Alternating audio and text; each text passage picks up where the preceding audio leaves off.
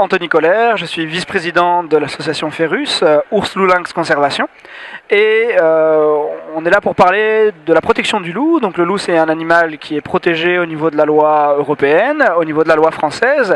Et c'est une espèce qui avait disparu de notre territoire parce que c'est un animal qu'on a chassé, parce qu'il a attaqué nos troupeaux, parce qu'il a été porteur de leur rage et qu'il a pu poser des problèmes à l'espèce humaine. Et il a disparu sans qu'on sache réellement qui il était. Dans les années 70, dans les années 80, 90, cet animal a commencé à recoloniser l'Europe et il a fait son retour en France en 92. Depuis son retour, eh bien, on doit réapprendre à vivre avec. C'est pas toujours facile parce qu'on avait oublié de comment vivre avec des loups.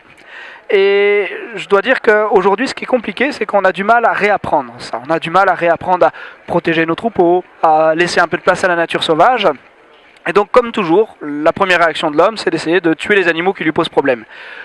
Aujourd'hui, on sait que tuer des loups, ça ne permet pas de réduire les attaques sur les troupeaux, que tuer des loups, ça va plutôt déstructurer des groupes, que ça va pouvoir créer des groupes qui vont éclater, qui vont pouvoir attaquer beaucoup plus les troupeaux finalement. Et donc, on sait que tirer des loups tel qu'on le fait aujourd'hui en France est contre-productif. Ça veut dire que si jamais on veut vraiment cohabiter, si jamais on veut vraiment vivre avec cet animal, il faut réfléchir autrement. Réfléchir à d'autres mesures de protection, réfléchir comment on peut partager le territoire, étudier les loups, et essayer finalement de mieux protéger nos troupeaux. Et si jamais on arrive à ça, eh bien on pourra essayer de laisser de la place à un animal qui est, je dirais, les plus symboliques de notre territoire. Le loup, c'est un animal qui a un rôle incroyable dans la nature. C'est un animal qui nous a permis de découvrir quelque chose qu'on appelle les cascades trophiques. Ça veut dire quoi? C'est-à-dire que le loup, il est tout en haut de la chaîne alimentaire et il va avoir en fait un impact sur l'ensemble de l'écosystème.